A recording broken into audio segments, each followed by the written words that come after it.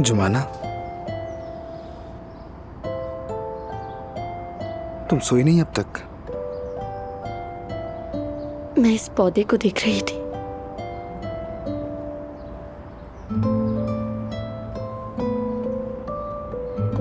मुरझा गया है, नहीं बढ़ रहा।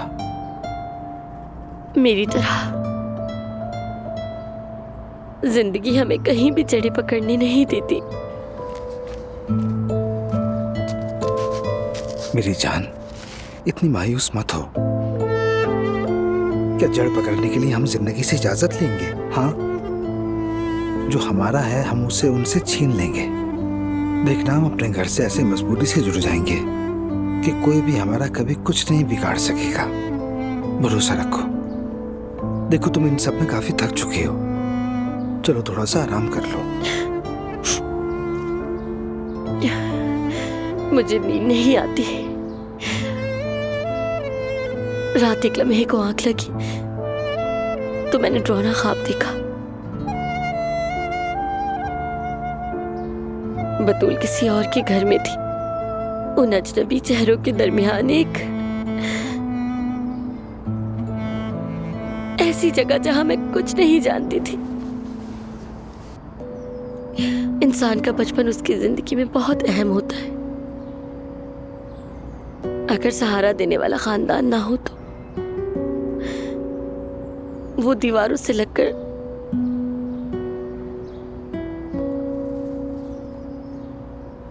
जीना सीख लेता है।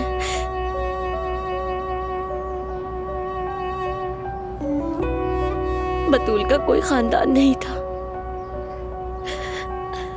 अब उसे अपने ही घर से जुदा कर देंगे। उजान, बतूल किसके पास रहेगी? मैं बतूल का सहारा थी,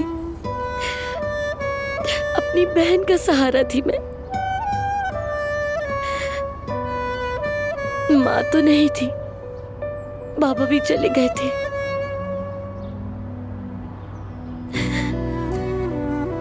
मैंने उसके लिए खानदान बनने की कोशिश की।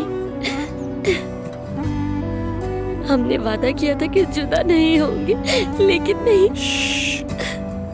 ऐसी कोई बात नहीं। यहाँ देखो, तुम बहुत अच्छी बहन हो। बतूल भी ये सारी चीजें समझती है। मैंने उससे वादा किया था, मैं तुम्हें कभी नहीं छोड़ूंगी। चाहे कुछ भी हो जाए, हम कभी एक दूसरे से अलग नहीं होंगे।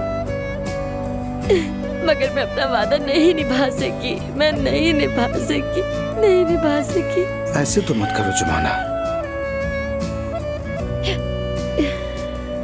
उसने मुझ पर यकीन किया, मुझ पर भरोसा किया।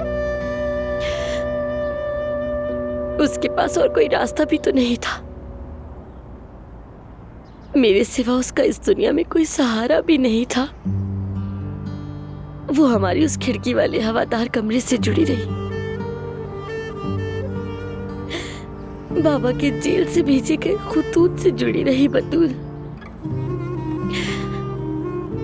उस ख्वाब से जुड़ी रही कि हम तीनों इस घर में खुश रहेंगे।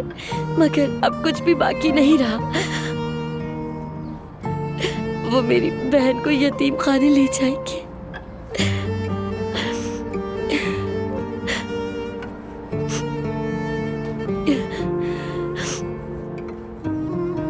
उन अजनबी लोगों के दरमियान बतूल किसके पास जाएगी? जब डरेगी तो किससे लिपटेगी? बतूल वहां कैसे रहेगी? कैसे गुजारा करेगी? ये सब सोच सोच के मैं पागल हो रही हूँ ओजान। ऐसा कुछ नहीं होगा और हम ऐसा हरगिज नहीं होने देंगे। तुम्हें बस सब्र करना है। और देखो, बतूल के लिए तुम्हें मजबूत रहना होगा। यकीन करो, एक दिन बतूल इन बुरे दिनों को भूल जाएगी। वो याद रखेगी कि उसकी बहन ने उसके लिए कितनी कोशिशें की, उसके लिए कितनी तड़पी है। यकीन करो प्लीज।